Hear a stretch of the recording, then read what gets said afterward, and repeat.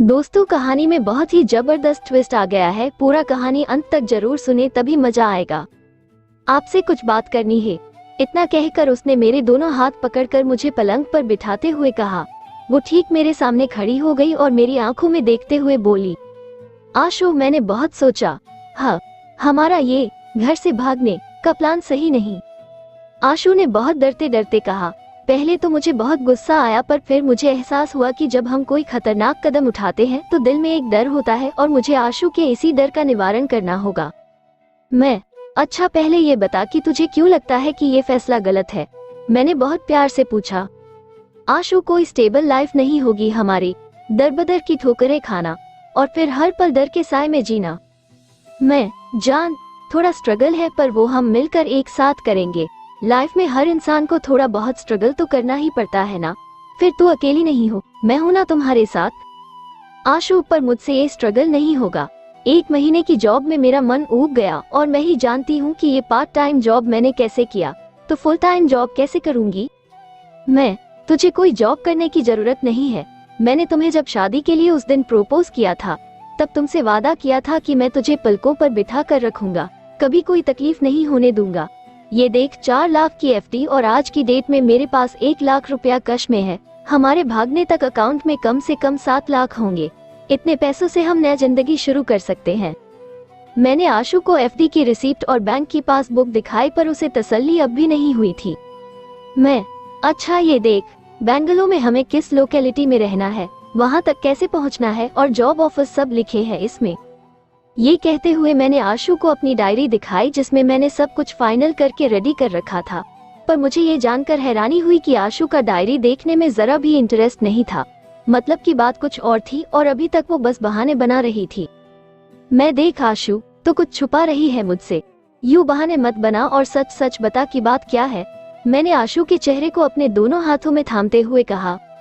आशु की नजरें झुक गई और उसने सच बोलने में पूरी शक्ति लगा दी। आशु, मैं किसी और को चाहने लगी हूँ।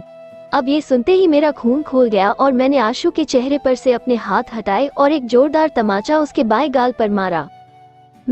कौन है वो हरामी? मैंने गरजते हुए कहा, पर आशु डर के मारे सर झुकाए रोने लगी और कुछ नहीं बोली।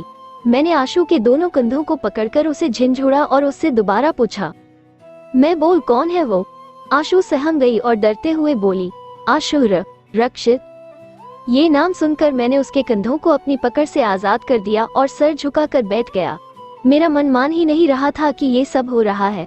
तभी आशु ने हिम्मत बटोरी और बोली, आशु, वो भी मुझसे बहुत प्यार करता है और शादी करना चाहता है।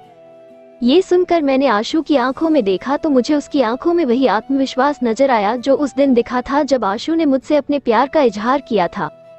मेरी आंखों में आंसू आ गए थे क्योंकि मेरे सारे सपने चकनाचूर हो चुका था और रह रहकर मेरे दिल में गुस्सा भरने लगा था। ऐसा गुस्सा जो कभी भी फूट सकता था। पर आशु इस बात से अनजान और मेरी आंखों में आंसू देख उसमें हिम्मत आने लगी थी। आज तो जैसे उसने इस रिश्ते को हमेशा से खत्म कर देने की कसम खा ली थी। इसलिए वो आगे बोली, कॉलेज ट्रिप पर हम बहुत नजदीक आ गए। उसने मुझसे न केवल अपने प्यार का इजहार किया बल्कि मुझे शादी के लिए भी प्रपोज किया। मैं उसे मना नहीं कर पाई क्योंकि वो मुझे एक स्टेबल लाइफ दे सकता है।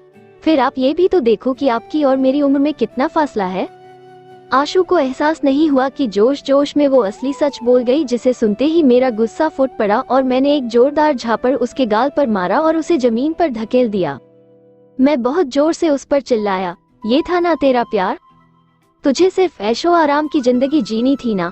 मन भर गया ना तेरा मुझसे? तो साफ साफ बोल देती, ये उम्र का फासला कहाँ से आ गया? ये तब याद नहीं आया था जब मुझसे पहली बार अपने प्यार का इजहार किया था तूने? हरामी, मैं ही बावला था जो तेरे चक्कर में पड़ गया।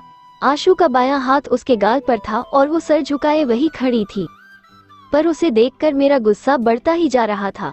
मैंने एक आखिरी बार कोशिश की और अपने दोनों हाथों से उसके चेहरे को थामा, उसकी आंखों में झांकते हुए कहा, प्लीज बोल दे, तू मजाक कर रही थी? प्लीज, मैं तेरे आगे हाथ जोड़ता हूँ। पर उसकी आंखों में आंसू बह निकले थे और उसकी आंखें सब सच बता रही थी कि अब तक जिस दिल पर मेरा नाम लिखा था उसे तो वो कब का अपने जिस्म से निकाल कर कचरे में डाल चुकी है। तू जानती है वो लड़का किसका बेटा है और उसके बाप ने तेरे मेरे आगे कहने से पहले ही आशु ने हाँ में सर हिलाया और अपने आंसू पोंछते हुए बोली, जानती हूँ, उसके पापा ने पंचायत में मेरी माँ को मौत की सजा सुनाई थी, और ये जानते हुए भी तू उससे प्यार करती है। गलती मेरी माँ की थी, उसने शादीशुदा होते हुए भी किसी और से प्यार किया। आशु ने सर झुकाए हुए कहा, जैसे कि उसे अपनी माँ के किए पर शर्म आ रही थी। गलती? और जो तूने की वो क्या थी? मेरा मतलब हम दोनों के प्यार से था।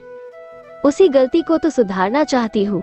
उसका जवाब सुनते ही मेरे तन बदन में आग लग गई और मैंने उसके गाल पर एक और तमाचा जड़ दिया। तो ये प्यार तेरे लिए गलती था?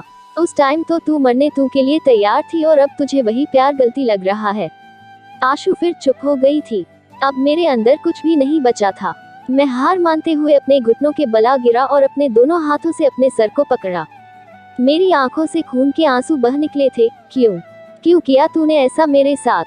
क्यों मुझ जैसे पत्थर दिल को प्यार करने पर मजबूर किया, और जब तेरा दिल भर गया तो मुझे